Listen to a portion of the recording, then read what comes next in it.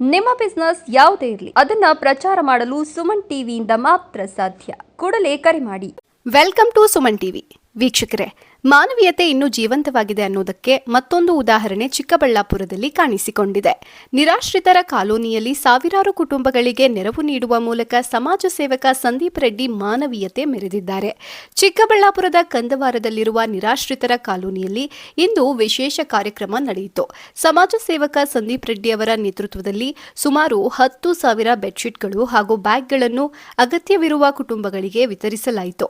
ಈ ಕಾರ್ಯಕ್ರಮಕ್ಕೆ ಮುಖ್ಯ ಅತಿಥಿಯಾಗಿ ಯಲಹಂಕ ವಿಧಾನಸಭಾ ಕ್ಷೇತ್ರದ ಜನಪ್ರಿಯ ಶಾಸಕ ಎಸ್ಆರ್ ವಿಶ್ವನಾಥ್ ಭಾಗವಹಿಸಿದ್ದರು.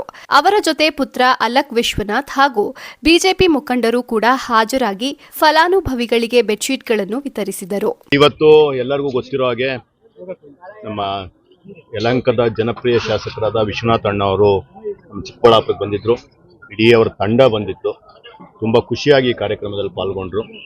ನಾವೇನು ಇಡೀ ಚಿಕ್ಕಬಳ್ಳಾಪುರ ನಗರದಲ್ಲಿ ಸುಮಾರು 10,000 ಹೊದಿಕೆಗಳು, ಬೆಡ್ಶೀಟ್ಗಳನ್ನ ಜೊತೆಗೆ ಜೂಟ್ ಬ್ಯಾಗ್ಸ್ನ ಪ್ಲಾಸ್ಟಿಕ್ ಮುಕ್ತ ಮಾಡೋ ಕಡೆಗೆ ಕೊಡೋ ಅಂತಹ ಒಂದು ಕೆಲಸಕ್ಕೆ ಚಾಲನೆ ಕೊಡಬೇಕಾಗಿತ್ತು. ವಿಶ್ವಣ್ಣನವರು ಕರೆದ್ವಿ.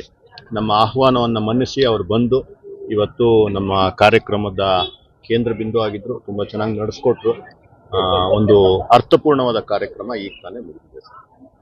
ಸರ್, ಈಗ ನಿಮ್ಮ ಕಾರ್ಯಕ್ರಮ ಕುರಿತು ವಿಶ್ವನಾಥ್ ಅವರು ಸಂತಸವನ್ನು ವ್ಯಕ್ತಪಡಿಸಿದ್ರು. ಇಂಥ ಯುವಕರು ಮುಂದಿನ ದಿನಗಳಲ್ಲಿ ಅಧಿಕಾರಕ್ಕೆ ಬಂದ್ರೆ ಇನ್ನೂ ಹೆಚ್ಚಿನ ಸೇವೆ ಮಾಡ್ತಾರೆ ಅನ್ನೋ ರೀತಿಯಲ್ಲಿ ಕೂಡ ಏನು ನಿಜಕ್ಕೂ ಖುಷಿ ಆಯಿತು. ಅಂತಹ ಒಬ್ಬ ಮುತ್ಸದ್ದಿ ನಾಯಕ, ಅಭಿವೃದ್ಧಿಯ ಹರಿಕಾರ ಅವರು ನನ್ನಂಥ ಒಬ್ಬ ಸಾಮಾನ್ಯ ಯುವಕನನ್ನು ನೋಡಿ ನಿನಗೆ ಒಂದು ಒಳ್ಳೆ ಭವಿಷ್ಯ ಇದೆ ಅಂತ ಹೇಳಿದಾಗ ನಮ್ಮಲ್ಲಿರೋ ಆತ್ಮವಿಶ್ವಾಸ 100 ಪಟ್ಟು ಜಾಸ್ತಿ ಆಗುತ್ತೆ. ಆ ಒಂದು ಕೆಲಸವನ್ನು ಇವತ್ತು ಅಣ್ಣ ಮಾಡ್ಬಿಟ್ಟು ಹೋಗಿದ್ದಾರೆ. ಅವರ ಏನು ಆಶಯ ಇದೆ ಅದಕ್ಕೆ ಯಾವತ್ತೂ ಚ್ಯುತಿ ಬರ್ದಿರೋ ಹಂಗೆ, ಅವರಿಗೆ ಹೆಮ್ಮೆ ತರೋ ಹಂಗೆ ನಾನು ನಡ್ಕೊತೀನಿ ಅನ್ನೋದು ನನ್ನ ಭಾವನೆ. ನೀವು ಜಿಲ್ಲಾಧ್ಯಕ್ಷರಾಗಿ ನಿಮ್ಮ ಜಿಲ್ಲಾಧ್ಯಕ್ಷ ಸ್ಥಾನ ಕೈ ತಪ್ಪಿದ್ದಕ್ಕೆ ಅವರು ಕೂಡ ಕಳವಳ ವ್ಯಕ್ತಪಡಿಸಿದ್ರು. ಇಂಥವ್ರಿಗೆ ಅಧಿಕಾರ ಇರಬೇಕಾದ್ರೆ ಸಣ್ಣ ಪುಟ್ಟ ತಪ್ಪುಗಳಿಂದ ಈ ರೀತಿ ಆಗಿದೆ, ಮುಂದಿನ ದಿನದಲ್ಲಿ ಯಾವ ರೀತಿ ಆಗ್ತಿರೋ ಹಂಗೆ ನೋಡ್ಬೋದು. ಅವರು ನಾನು ಆಗ್ಲೇ ಹೇಳ್ದಂಗೆ ತುಂಬಾ ಅನುಭವಿ ರಾಜಕಾರಣಿ ಅವರು ಹೇಳಿದಾಗೇನೆ ಏನೋ ಒಂದಷ್ಟು ಸಣ್ಣ ಪುಟ್ಟ ಗೊಂದಲಗಳ ಕಾರಣದಿಂದ ಯಾವುದೇ ಕಾರಣ ಇಲ್ಲದೆ ಇದ್ರೂ ಸಹ ನನಗೆ ಜಿಲ್ಲಾಧ್ಯಕ್ಷ ಪಟ್ಟ ಬಂದಿದ್ದು ನನಗೆ ಹೋಯ್ತು. ಕಾರ್ಯಕ್ರಮದಲ್ಲಿ ಮಾತನಾಡಿದ ನಾಯಕರು, ಸಮಾಜದಲ್ಲಿ ಇಂತಹ ಸೇವಾ ಮನೋಭಾವ ಬೆಳೆಸಿಕೊಳ್ಳುವುದು ಅಗತ್ಯ ಎಂದು ತಿಳಿಸಿದರು.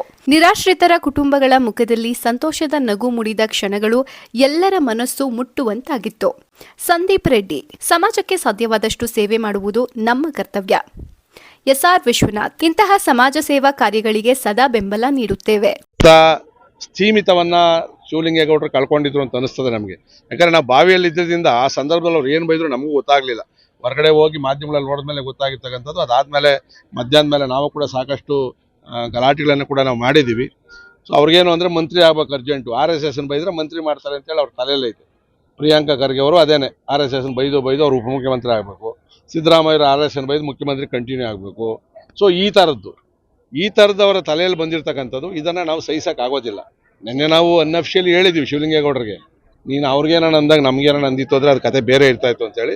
ಮುಂದೆ ಅಂತೂ ಅವ್ರಿಗೆ ನಮ್ದು ಏನು ಬಡ್ಜೆಟ್ ಸೆಷನ್ ನಡೀತದೆ ಅವ್ರಿಗಂತೂ ಹಿಗ್ಗಾಮುಗ್ಗ ತಗೊತೀವಿ. ಯಾಕಂದರೆ ನಾವು ಕ್ಷಮಾಪಣೆಯನ್ನು ಕೇಳೋಕ್ಕೂ ಬಿಡಲಿಲ್ಲ. ತಗೊಂಬೇಡ್ರಿ, ಕ್ಷಮಾಪಣೆ ಕೇಳಬೇಡ್ರಿ, ರೆಕಾರ್ಡಲ್ಲಿ ಹಂಗೆ ಇರಲಿ ಅವೆಲ್ಲ ಅಂತೇಳಿ. ಯಾಕಂದರೆ ನಾಳೆ ನಾವು ಮಾತಾಡಿದಾಗ ಸ್ಪೀಕರ್ ಏನು ಕ್ರಮ ತಗೊಂತಾರೆ ಅಂತ ಮಾಡಬೇಕಲ್ಲ. ಸ್ಪೀಕರ್ ಗೊತ್ತು, ಎಲ್ಲ ಕೇಳಿಸ್ಕೊಂಡವ್ರೆ, ನಗ್ತಾರೆ ಅವ್ರು ಬೈತಾ ಇದ್ರೆ ಅದರ ಕಡೆಗೆ. ಸ್ಪೀಕರ್ ಕೂಡ ಒಂದು ಸೈಡು ಇವತ್ತು ಮಾತಾಡಿರ್ತಕ್ಕಂಥದ್ದು ಅಷ್ಟೊಂದು ಸಮಂಜಸ ಅನಿಸ್ಲಿಲ್ಲ. ಅವ್ರಿಬ್ಬರನ್ನೂ ನೋಡ್ಕೊಬೇಕು. ಅವರು ಇಬ್ಬರು ಕೂಡ ಬ್ಯಾಲೆನ್ಸ್ ಮಾಡಬೇಕಾಗ್ತದೆ. ಅದನ್ನು ಕೆಲಸ ಮಾಡಲಿಲ್ಲ.